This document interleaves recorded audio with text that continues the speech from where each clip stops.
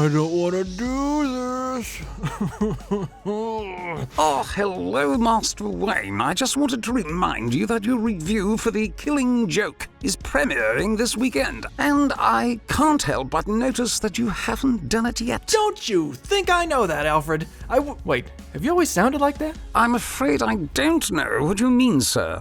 So English? Well, I am English. Well, yeah, but like Monty Python English. Like English. Sir, you know I'm from England, and you also know that I used to be an actor. Well, yeah, but that doesn't automatically mean that you... Alfred, if you're John Cleese, you have to tell me. Sir, please. Do the parrot sketch. Master Wayne, I have no idea what you're... Okay, I'll bring you in, okay? What's wrong with it? Sir, I really must protest. I sign your checks. Now, what's wrong with it? What's wrong with it? He's passed on. This parrot is no more. He has ceased to be. He's expired and gone to meet his maker. He's a stiff, bereft of life. He rests in peace. If you hadn't nailed him to the perch, he'd be pushing up the daisies. This is an ex-parrot.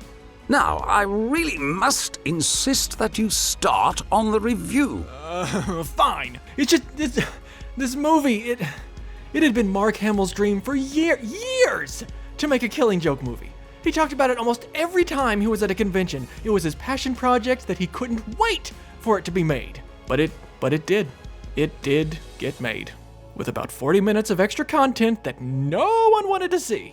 Master Wayne, I'm sure the added storyline didn't take away from They made me sleep with Barbara.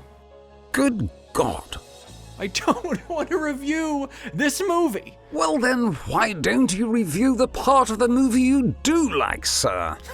Alfred, I can't just review... Huh.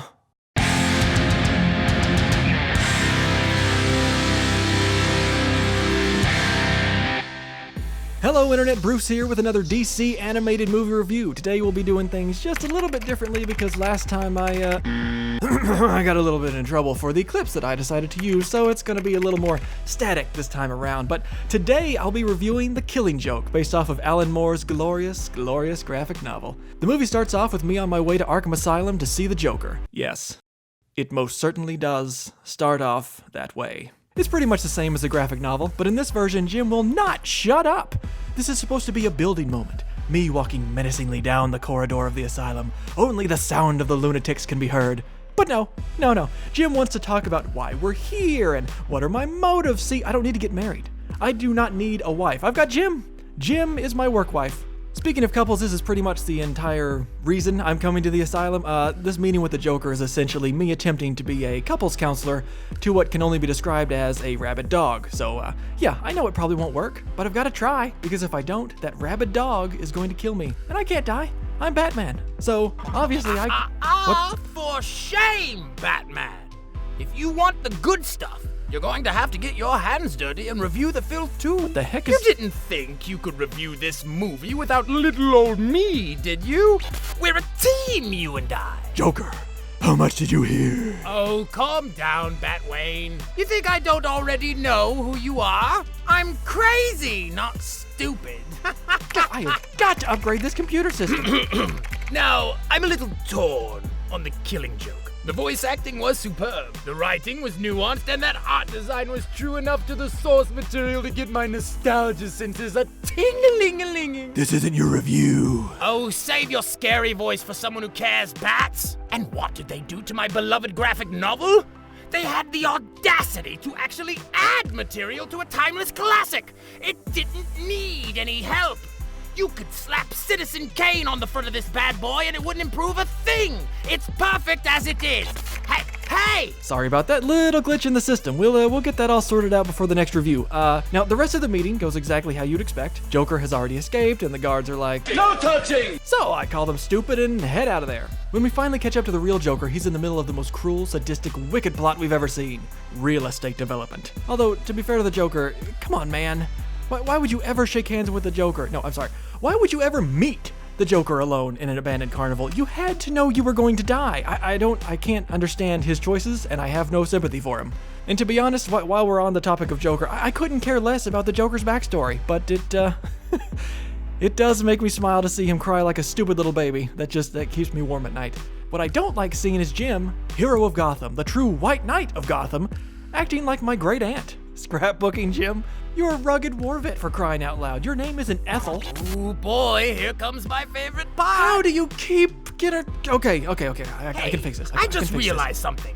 You and I both saw the same chick naked in the span of a few days. That makes us kind of like frat brothers, right? I have no idea what you're talking about. I'm sure you do. The first 40 minutes of the film, you and Barbara were Moving on. Now, I hate what happened to Barbara. Really, I do. But look at this reaction time. What's she waiting for? She's Batgirl. She was Batgirl for years. I trained her way better than that. Oh, I bet you trained her real good, you little scamp. Get off my... Yes, but what did you think about my song? I worked really hard on that, you know. And are you really not going to mention anything about pushing me into that vat of chemicals? That wasn't easy to get over. And don't think I didn't try. I didn't push you in, you moron. You tripped over your own cape. How is that my fault? Oh, excuse me for not having my outfit tailored especially for me, billionaire. Look, differences aside, the hallway scene, the monologues, come on.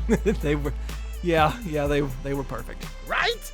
It almost made it worth sitting through the whole movie.